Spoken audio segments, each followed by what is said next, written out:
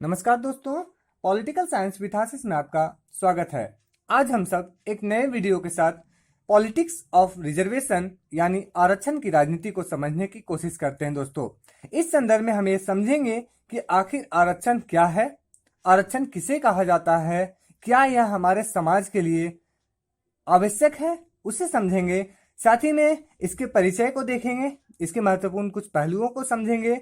इसके बाद थोड़ा सा भारतीय समाज को समझना आवश्यक होता है, भारतीय समाज को समझेंगे। इसके बाद समझेंगे आखिर आरक्षण की क्या है आवश्यकता, मतलब आरक्षण हमारे समाज के लिए क्यों आवश्यक है इतना। इसके बाद हम लोग समझेंगे कि आरक्षण को लेकर हमारे संविधान में कहाँ पर इसकी प्रावधान की गई है। इसके बाद हम लोग समझेंगे कि आरक्षण को लेकर विभिन्न राजनीतिक दल के द्वारा जो राजनीति की जाती है, इसे लेकर अनेक दलों का जो अनेक मत है वो आखिर क्यों है, उसको उसकी मुख्य उद्देश्य क्या है।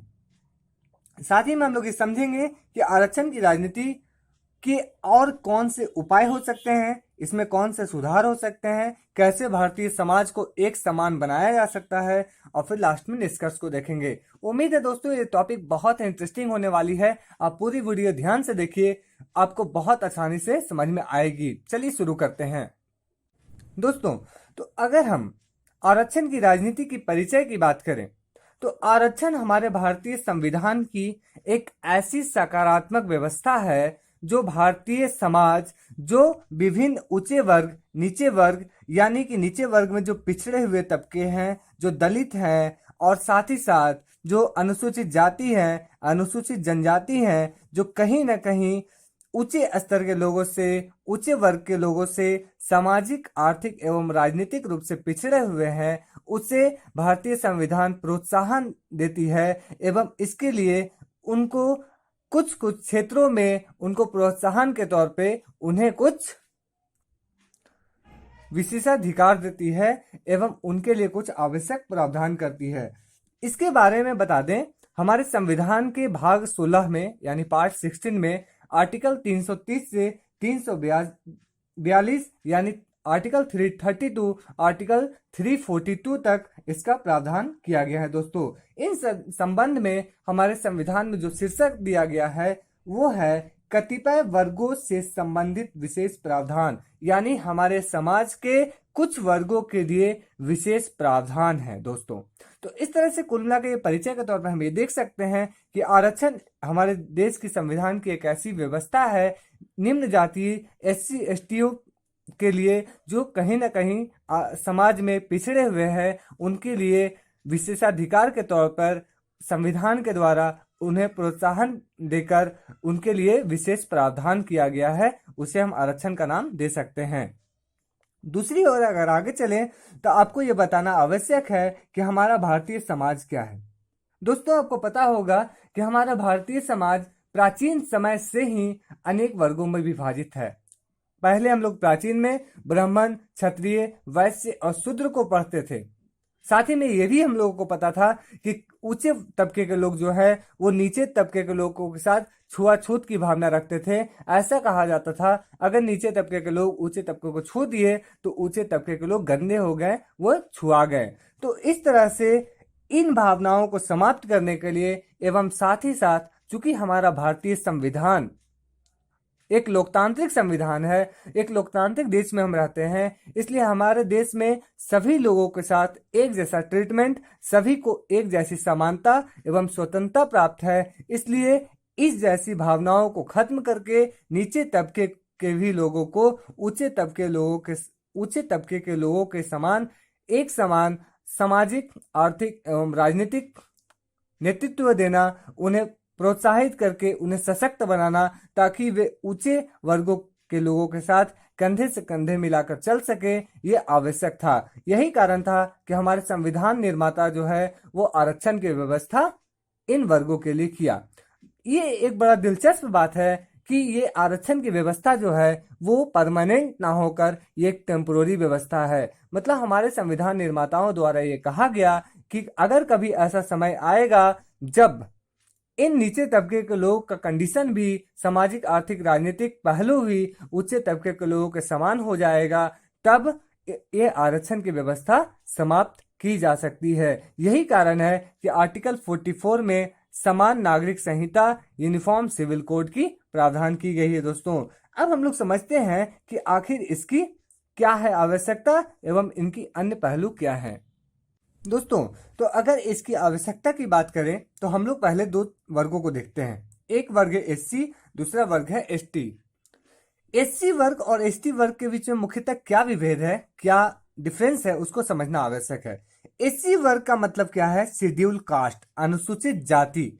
मतलब समाज के ऐसे वर्ग जो पिछड़ी जाति हैं, जिनका सामाजिक, आर्थिक, राजनीतिक रूप से उनका सशक्तिकरण नहीं हुआ है। मतलब समाज के ऐसे जाति जो दबा दिए गए हैं, जो कुचल दिए गए हैं एवं उनका विकास पूर्णतः नहीं हो पाया है, जिन्हें समाज में अछूत माना जाता है। साथ ही साथ में इसमें उन वर्ग आते हैं मुख्यतः जो समाज में कहीं ना कहीं झाड़ू लगाने का काम, पोछा लगाने का काम, मृत पशुओं के शरीर को उठाने का काम, चमड़े उखाड़ने का काम, इन सारी कामों को करते हैं, तो उन्हें एससी मतलब शेड्यूल कास्ट में गिना जाता है। साथ ही में अब एसटी को समझना जरूरी है कि आखिर एसटी वर्ग क्या है। एसटी का मतलब होता है शेड्यूल ट्राइब। मतलब कुछ ऐसे क्षेत्र जहां पर उचित विकास नहीं हो पाया है। मान लेते हैं कोई एक एरिया है जहां पर ना इंटरनेट है, ना बिजली है, ना पीने का स्वच्छ पानी है, तो ये एरिया क्या है? क्या यहाँ के लोग पूरी तरह से विकसित विकास कर पाएंगे? जी नहीं। तो ऐसी क्षेत्र के लोगों को एसटी कहा जाता है, यानी शेड्यूल ट्राइब कहा जाता है, यानी समाज के ऐसे वर्ग जो क्षेत्रीय आधारित पर पिछड़े हुए हैं। इसलिए एससी और एसटी में भेद को समझना थोड़ा आवश्यक है। अब हम लोग समझते हैं कि इन्हें आरक्षण क्यों दिया जाए। चूंकि हमारा भारतीय शासन व्यवस्था जो है वो लोकतांत्रिक है, सभी को एक समान समानता स्वतंत्रता प्रदान करना है, तो भारतीय सामाजिक समानता सबको जरूरी है। इसका मतलब क्या है कि अगर हम इनको इन्हीं की हालत में छोड़ देंगे तो समाज के जो ऊंचे तबके के लोग हैं, कभी भी ये उनके से कंधे में कंधा मिलाकर नहीं चल सकेंगे। ये पिछड़े के पिछड़े रह जाएंगे। ये जो है हमेशा दबे के दबे रह जाएंगे। इसलिए इनको समाज में उचित समानता प्रदान करना, इनको आर्थिक रूप से सशक्त बनाना एवं इनको राजनीति में नेतृत्व में समानता, यानी इनको भी लीडर बनने का, नेतृत्व करने का, एमएलए एमपी बनने का उचित अवसर प्राप्त हो। ऐसा ना हो कि किसी खास एरिया से, निर्वाचन क्षेत्र से सिर्फ और सिर्फ ऊंचे वर्ग के तबके के लोग ही चुनकर आ जाएं और इनका नेतृत्व करता कोई ना हो। तो इन सारी चीजों के लिए हमारे संविधान में कुछ आवश्यक प्रावधान किए गए हैं। चलिए अब उन प्रावधानों को देखते हैं। दोस्तों, तो अगर भारतीय संविधान में इस प्रावधान को देखें, आरक्षण के प्रावधानों को देखें, तो हमारे भारतीय संविधान के पार्ट 16 में आर्टिकल 330 से 342 के बीच में आरक्षण की व्यवस्था की गई है। दोस्तों, आपको एक बात और बताना यहाँ पे आवश्यक हो गया है कि हमारे समाज में जो एससी और एसटी का जो वर्गीकरण है वो 1931 की जनसंख्या से, मतलब करीब 90 साल पुरानी जो अंग्रेजों के द्वारा की गई थी, उस जनसंख्या पर आधारित है। तो कहीं ना कहीं इस पे सुधार करने की आवश्यक है, इसे नया करने की आवश्यकता है। आपको बता दें, जो इन्हें आरक्षण मिलती है, सबसे पहले इन्हें प्रतिनिधित्व में आरक्षण को समझते हैं। मतलब रिजर्वेशन इन रिप्रेजेंटेशन। मतलब अगर वो किसी विधानसभा के लिए, अगर वो किसी लोकसभा के लिए खड़े होते हैं, तो कहीं ना कहीं एससी और एसटी कैंडिडेट्स के लिए कुछ सीट आवश्यक रूप से आरक्षित होते हैं। मतलब उन सीटों पर कभी भी जनरल कैंडिडेट या ओबीसी कैंडिडेट जीतकर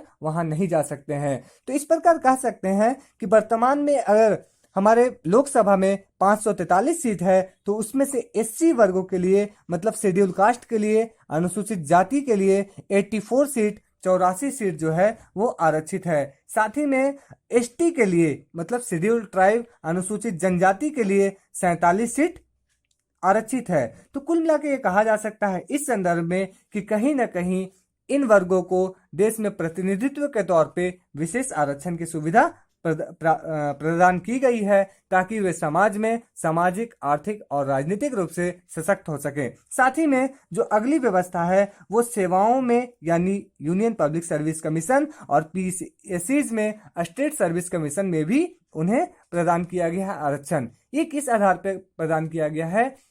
इनमें उन्हें आयु में छूट दी जाती है, उनमें आयु के साथ साथ योग्यता में छूट दी जाती है। साथ ही साथ उन्हें कार्य पद्धति मतलब मिनिमम एलिजिबिलिटी बोला जाता है, उसमें भी छूट दी जाती है। साथ ही में अगर कभी एससी और एसटी को कुछ शारीरिक ये है तो उसमें भी छूट दी जाती है। तो कुल मिलाकर ये कहा जा सकता है कि प्रतिनिधित्व में आरक्षण के साथ ही साथ इनको आयु, योग्यता, मिनिमम एलिजिबिलिटी के तौर पे एवं पदोन्नति में भी यानी प्रमोशन में भी उन्हें कहीं ना कहीं सेवाओं में यानी यूपीएससी में इत्यादि में उन्हें आरक्षण का फायदा मिलता है। आरक्षण का लाभ एससी एसटी के वर्ग और कुछ सीटों पर ओबीसी के वर्ग भी उठाते हैं। साथ ही में आपको यह बताना आवश्यक हो गया है कि इनके लिए संविधान में एक राष्ट्रीय आयोग का गठन किया गया है। इस राष्ट्रीय आयोग की स्थापना आर्टिकल 338 के तहत की गई है। इस आयोग का जो मुख्य उद्देश्य है वो ये हमेशा जांच करना है, हमेशा इस बात को बनाए रखना है कि देश में कहीं एससी एसटी वर्गों के साथ कहीं उनके साथ भेदभाव तो नहीं हो रहा है, कहीं उनके साथ आरक्षण से वंचित तो नहीं होना पड़ रहा है। तो इन्हें उचित प्रतिनिधित्व देने के तौर पे राष्ट्रीय आयोग का गठन किया गया है। दोस्तों, अगर अब बात करें इनमें इनको यूपीएससी में पीएससी में इनको कितनी आरक्षण मिलती है, तो आपको यह बताना आवश्यक हो गया है, उसमें छूट गया था कि एससी वर्गों के लिए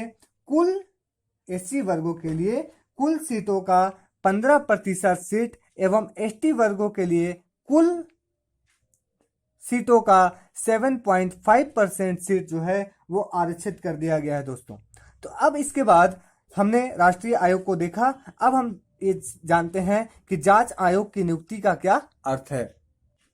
दोस्तों, आर्टिकल 340 मतलब अनुच्छेद 340 के अंतर्गत हमारे भारत के राष्ट्रपति को यह अधिकार प्राप्त है कि वे 2 कमीशन का गठन करें। जो पहला कमीशन का गठन होगा वो अनुसूचित क्षेत्रों में प्रशासन एवं अनुसूचित प्रक्रिया के कल्याण संबंधी मामलों की जांच करना, मतलब ये जांच करना है कि जो अनुसूचित क्षेत्र है, जो उनके द्वारा पहला कमीशन सेटअप किया जाएगा, उसमें ये जांच किया जाएगा जो हमारे एससी और एसटी के जो क्षेत्र हैं, क्या इन क्षेत्रों में उचित व्यवस्था, उचित डेवलपमेंट हो रही है या नहीं हो रही है। साथ ही में जो दूसरी कमीशन की व्यवस्था की जाएगी वो ओबीसी वर्गों की शैक्षणिक, सामाजिक एवं साथ ही साथ उनकी आर्थिक स्थिति को जांच करने के लिए की जाएगी। कुल मिलाकर ये कहा जा सकता है कि राष्ट्रपति के द्वारा 2 आयोगों की स्थापना की जाती है, 2 आयोगों की नियुक्ति की जाती है, जिसमें से पहला का क्या उद्देश्य होता है, अनुसूचित जो क्षेत्र हैं क्या वहां आवश्यक विकास हो रहा है या नहीं हो रहा है, इन बातों की जांच करना। एवं जो दूसरी ओबीसी वर्ग के लिए जो की जाती है, इसके लिए क्या है कि क्या ओबीसी वर्ग में आवश्यक शैक्षणिक सुधार, उनकी सामाजिक सुधार, उनकी आर्थिक सुधार हो रही है या नहीं हो रही है, इसको जांच करनी है। साथ ही साथ में ये जो आयोग हैं वो सरकार के सामने आवश्यक सुधार के लिए अपनी सिफारिश रख सकते हैं। मतलब ये अपने संसद में मतलब इंडियन पार्लियामेंट में उनका एक प्रस्ताव पेश होता है कि ये हमारे देश के हालात हैं, इसमें ये सारे आवश्यक सुधार करना आवश्यक है। साथ ही में आज विभिन्न राज्यों में एससी एसटी वर्ग के कल्याण के लिए एक जनजाति कल्याण मंत्री अवश्य रूप से होते हैं। तो इस तरह से देखा जा सकता है कि एससी एसटी वर्ग, समाज के पिछड़े वर्ग, समाज के निम्न वर्गों को उच्च वर्गों के समान लाने के लिए, उन्हें समाज में उचित मान सम्मान प्रदान करने के लिए, उन्हें आर्थिक, राजनीतिक एवं हर पहलू से सशक्त बनाने के लिए हमारे संविधान में आवश्यक प्रावधान अवश्य रूप से किए गए हैं, जिसमें से उन्हें संसद, विधानसभा में प्रतिनिधित्व का विशेष आरक्षण प्राप्त है, उन्हें नौकरियों में विशेष आरक्षण प्राप्त है। इनके लिए एक राष्ट्रीय आयोग का गठन किया जाता है जो सिर्फ इस बात का देखभाल करती है क्या इनके साथ कहीं अन्याय तो नहीं हो रहा है। साथ ही में इनकी स्थितियों को जांच करने के लिए राष्ट्रपति के द्वारा 2 आयोगों की स्थापना की जाती है। पहला आयोग की जो मुख्य उद्देश्य होती है वो अनुसूचित क्षेत्रों की जांच करना, क्या वहां विकास हो रही है या नहीं हो रही है, उसकी जांच करना। एवं जो दूसरी है ओबीसी मतलब ओबीसी अदर बैकवर्ड कास्ट, कि क्या शैक्षणिक स्थिति है, क्या उनमें कुछ सुधार हो रही है, उनकी आर्थिक स्थिति में सुधार हो रही है, उसकी जांच करने हेतु राष्ट्रपति के द्वारा आयोग की गठन की जाती है। तो इस प्रकार ये कुछ संवैधानिक प्रावधान है दोस्तों। इसके बारे में और डिटेल अध्ययन हम लोग वीडियो के नेक्स्ट भाग में यानी पार्ट 2 में देखेंगे कि आवश्यक आज तक हमारे भारतीय संविधान में इस संदर्भ में कौन कौन से स्टेप लिए गए हैं एवं आगे हमारा कैसे आरक्षण की व्यवस्था को और अच्छा बनाया जाए या आरक्षण की व्यवस्था को खत्म किया जाए, हमारा संविधान और क्या कहता है, उस संदर्भ में बात करेंगे। तो उम्मीद है दोस्तों आपको ये सारी बातें, इतनी सी इंफॉर्मेशन आपको अच्छे से समझ में आई होगी। अगर आपको ये सारी बातें समझ में आई तो अपने दोस्तों के साथ बेझिझक शेयर करें। तब तक के लिए मिलते हैं फिर नेक्स्ट वीडियो में। तब तक के लिए धन्यवाद। जय हिंद।